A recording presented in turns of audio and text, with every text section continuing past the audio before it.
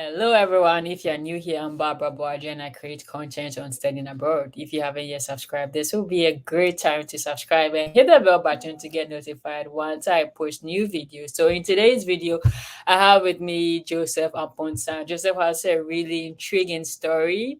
He actually did an HND, then he topped up, and he's currently pursuing a multiple PhD. He's a PhD in mechanical engineering, a PhD in neuroscience at Iowa State University, but I will allow Joseph to Okay. introduce himself. But in today's session, we are going to talk about you've applied to invest in the US, you've gotten admission. What next? What do you need to do? We talk about the visa. It'll be mostly about the visa, the documents you need to submit. That will be the purpose of this video. But in a previous video I made with him, he shares with us a story. So if you haven't yet watched it, this will be a great time to watch. I'll leave the link in the description box so you could go watch it. So, Joseph, tell us about yourself. Joseph is a big time scholar. It's like when I was talking to him, I even felt like I'm a baby. But yeah, Joseph, talk to us. Very interesting. Yeah, my name is Jose from Ghana.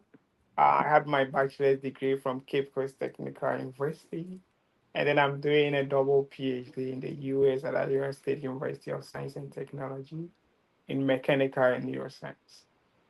Okay, so you just repeated what I said. Okay, so now my question. So once you get admission, what next? What documents do the universities give you, and what do you do with those documents? Okay. Yeah. So after when you got accepted into the university, really very big congratulations. And the next thing is your visa. The visa, before you get a visa, first thing it will be your F1 document. So the F1 is basically for student who is coming to the US to study either master's, bachelor's, or a PhD. So your university will send you an F1 document. And also, if you are not a fully funded, some of the university, not some, the university will ask you to submit a bank statement for the F1 visa, just to see if you'll be able to sponsor yourself. And then after getting the F1 visa, the next thing will be um, your visa um, fee. So the visa fee, I don't know how much Wait, it wait, is wait, in wait, wait. Hold Ghana. on, hold on. Let's. Yeah, moving too fast. Okay, So once you get admission, if you do have a scholarship, the yeah, university will send you an F1 document. great. My first question is, what's in that F1 document? Okay, that's fine. So And the if F1 you, doc, I'm coming, wait, hold on. If you do not have a scholarship, the great, university will ask you to send a bank statement great. showing That's right. how much should be in that bank statement. Okay. Yeah. So I'll answer the first question. What Okay. should be in the F1? The F1 visa contains your name, the degree, and then the school, and many other information. But the most important thing on the F1 visa will be your financial funding or your funding. If you have funding, they are going to indicate how much is your tuition, how much will be your stipend, and if you have any other form of scholarship, it's going to be on the F1. So the F1 basically helps you to get a visa. Okay, so it's like if you're having the F1 document, it gives you the go ahead or the go ahead to apply for the visa. And if you don't have or if you didn't get a funding from the university, the next thing they will do is to ask you to submit a financial statement to indicate that you'll be able to sponsor your education when you come to the USCA.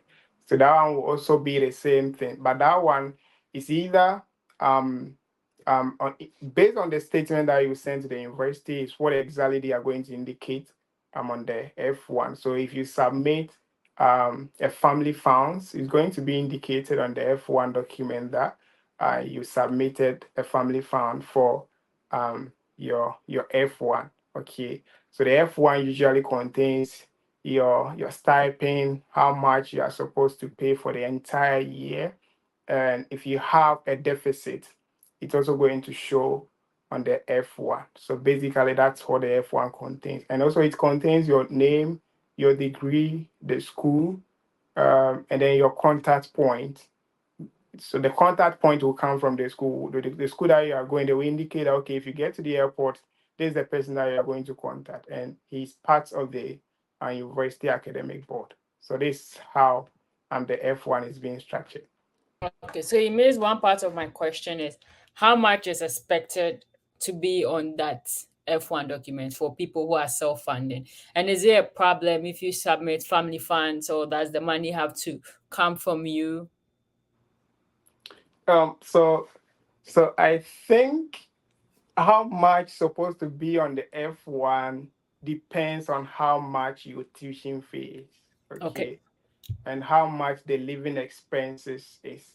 So what I can say about this is that whenever you, if you don't have funding, if you don't have any form of financial assistance from the school, your financial document should be more than, at least maybe more than what you have as the deficit, and also yeah, as your deficit, because during the process the visa officers, they are particular about this because they don't want you to be a burden in the US government, on the US government.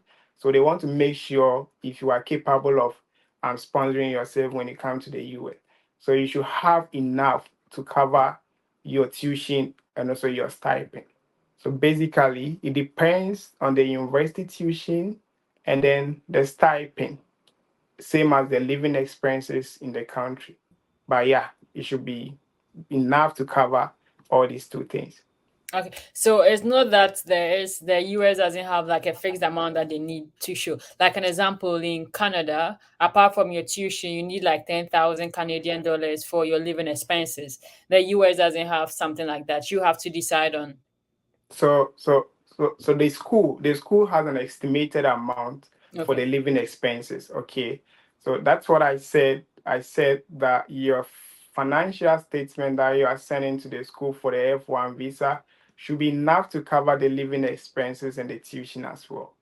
oh, okay. Okay, So it's yeah, the school that gives you an estimate, and should it be excellent. like 1 year, 2 years, or your entire duration? So it should be in 1 year, because even One. if you are a funded student, they renewed your financial staffs after 1 year, and that will be Okay. based on the grade and then your academic achievements. Okay. So usually they indicated on the F1 that it should be a 1 year, okay, Okay. because Okay. 1 year they are going to renew it for you guys. Okay, so great. So we are going to move on to the next one. Does this F1 document come with your admission, or after your admission, it will take a while before they send the F1?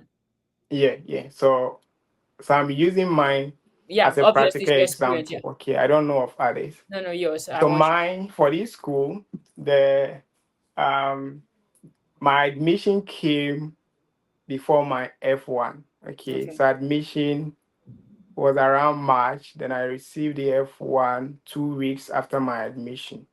Okay. Okay, yeah. So the F1 usually, I don't know of other people, but mine, the admission came before the F1.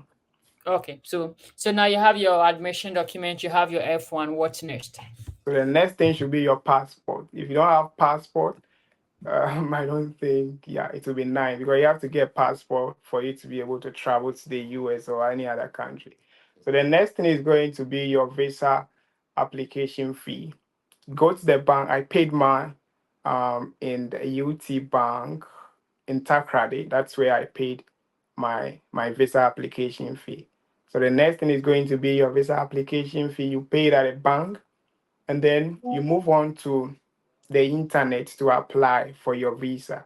So you will first use, so the tickets, they have some code on it where you can enter those code in the application portal so that you'll be able to apply for the visa interview.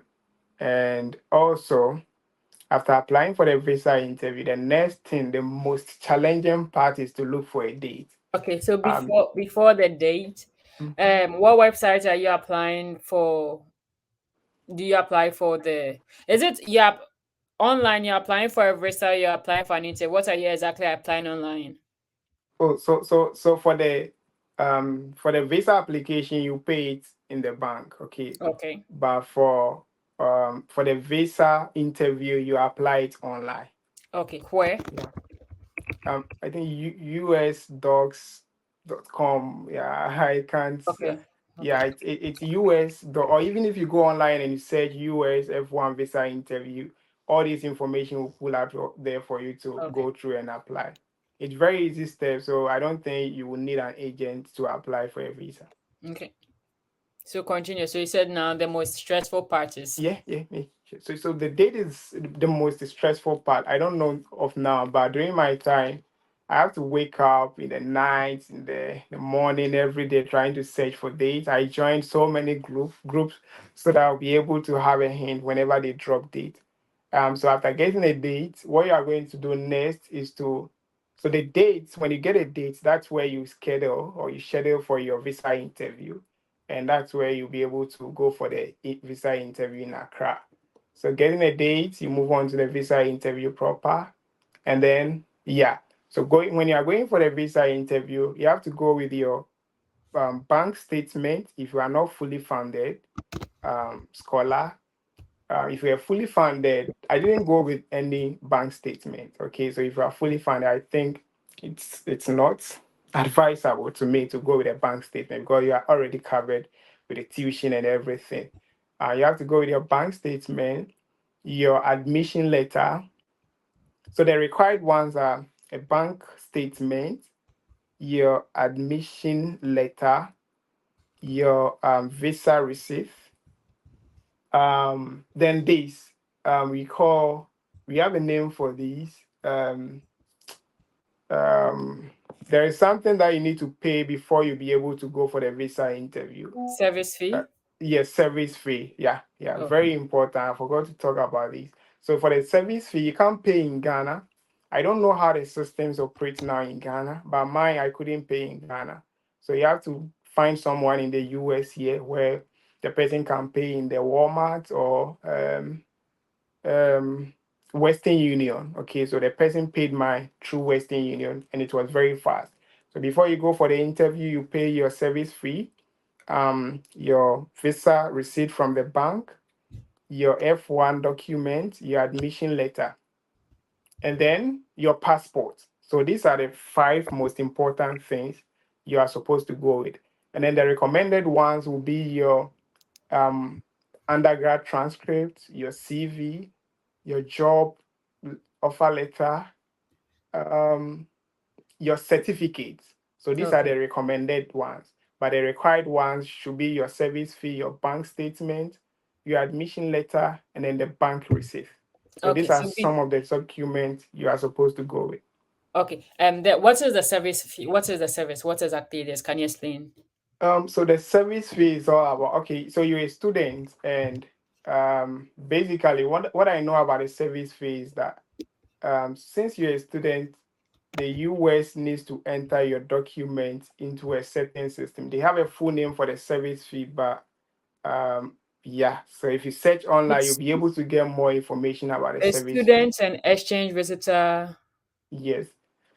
program or something like that. Yeah. Yes, so they need to enter your information into their system so that they will know that okay, this guy is schooling in this particular city or whatever, so that they will get your information in there. So the service fee is very important. If you don't have a service fee, there is no way you can be able to do the interview, even if you have a date. Okay. How much is that? So mine was around um it was around 4,000 for depending on the dollar rate in No, no, case no. you're Tell yeah. me in dollars. Tell me in dollars. So 350 is it $350? Oh, Yeah, okay. it was Okay. around $350. Okay. So one of the documents people usually talk about is proof of home ties. Did you need to submit that? How did you show that? And The through which proof document? Okay. Yeah, the proof of home tie could be your if you have a land document or some property, you can go with it. But sometimes this thing is all about they want to know if you will seriously return to Ghana after your studies. Okay, that's what. But I mean, I didn't go with any of them, And when you go to the interview, you just have to prove to them that okay, you will come back to Ghana to support your country develop. Okay. So, but if you have it, you can go with it as a recommended document, and it's not a required document. Okay. So at the interview, how long did yours take and what kind of questions were you asked? So I was only asked two questions. Okay. Okay, yeah, I was asked two questions. So the first question was, "Are you married?" I said Are, no. are you married? Yeah, yes. I Oh, said nice. no. Okay. Yeah, I'm not married. Yeah. Okay. I thought you said you are married. Are you married No, or no, not? no, no, no, Okay. I'm not married. Yeah. And then the next question was about yes, so they asked me, will you come back to Ghana? And I said, yes, I will come back to Ghana to set up my own lab in my former school where I'll be able to train the upcoming young scientists for them to be able to help Ghana develop. So these are some of the questions they asked me Okay. during the interview. So they asked me only two questions, and that was it. Okay. Were you So it, nervous or no? yes, I was very nervous because in front of me, two people were denied. Okay. One was fully founded master student, Wow. and But they the were other denied. was partially founded. Okay. And then the one who was denied, who was having a fully founded, what I realized was that the person he couldn't express himself very well. Okay, Okay. so the visa officer just denied him. And then Okay. the other one was based on financial issues. She was having 50% financial stars, and yeah, she was denied. So I was very extremely nervous. And also I was nervous because what people say about this view was like, okay, these people, if you make any mistake, they are going to deny you. So I was very, very extremely nervous. But then I realized that is not it. What you need to do is to make sure you practice, you join these mock sections so that you'll be fluent whenever you go for your visa interview. Yeah, so I was a bit nervous. Okay. And to add up to one thing about the interview is you need to talk. I said you need to be fluent. It's not Yeah, a time where you are just going to say yes or no. Like when you say yes, explain why yes. When you say no, explain why no. It's important that your response are it's a complete sentence, not just yes or no. Unless the question yeah, like are you married? Well, yeah, that doesn't require any explanation. But for yeah. other questions, then it's important that you do talk. So do you get your visa immediately or you need some time? How does it work? Okay, so when they give you the visa, they will take your passport. Mine took around, so I was in Takrady when I went for the interview, so it took around about 2 to 3 weeks before I received the visa. You don't receive visa instantly. I don't know if the system has changed by now, but for my side, I didn't receive my visa instantly. I went back to Takrady. It took around 2 to 3 weeks before I received my visa. Okay. So after the interview, they'll tell you, okay, you've gotten your visa. What did they tell you afterwards? Yeah, so they told me that congratulations, I'm approving your visa. And I was like, Okay. okay, thank you. That's it. And you give them the passport or you go Y- away with it. No, you give them but you give them the passport. Okay. And Yeah. how do you go back again for your passport or they post it to you? How do you get back your passport So and if your you are in visa? Accra, you don't go. I didn't go for my passport from the embassy. So they Okay. posted it through DHL, Okay. Takrady DHL. That is where I went for my passport. So Okay. when you go for the passport, you see that they have this visa stamped in the passport.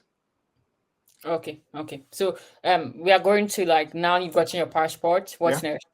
You've got So your then passport, you've got your visa. then What's the next? next thing is to look for a flight ticket, Okay. money for the flight. Then that will be the next thing, and also accommodation is also very important. Unless maybe you are going to stay with someone in the Okay. school. So when you get your visa, the next thing will be your flight ticket, which is very So important. getting an accommodation is not a requirement for your visa. You can even go without. Yes, yes, because me when I was coming, okay, I will. So it depends. Okay, what I would say is that it depends. Sometimes the viewer will ask you where are you going to stay. Okay, so Okay. you have to prove to them that okay, you've already secured an accommodation and you're Okay. not going to stay with anyone. So it depends on the type or the kind of question the viewer will ask you. But I don't think that question should affect your visa. Okay, okay. Mhm. When you get to the US, do they ask you questions, or once you get there, do they give you extra documents at the border? What happens once you get to the US? That will be the Yeah. So when you get to the US, they have something called point of entry. okay.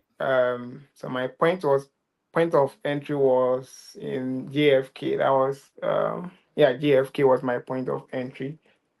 So that the view up there, the officer there asked me, where am I going? Like the same process, the same question I was asked during the visa interview.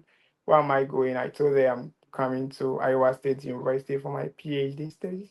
And she was like, wow, that's fine. And she stamped the visa. Sometimes, but I've been hearing that they deny people point of entry, and I don't know what usually causes that. But for my side, that was the only question she asked me. And she also asked me if I have food packed in my bag. I didn't come here with any food, so I told her, okay, no, I Okay. don't have any food in my bag.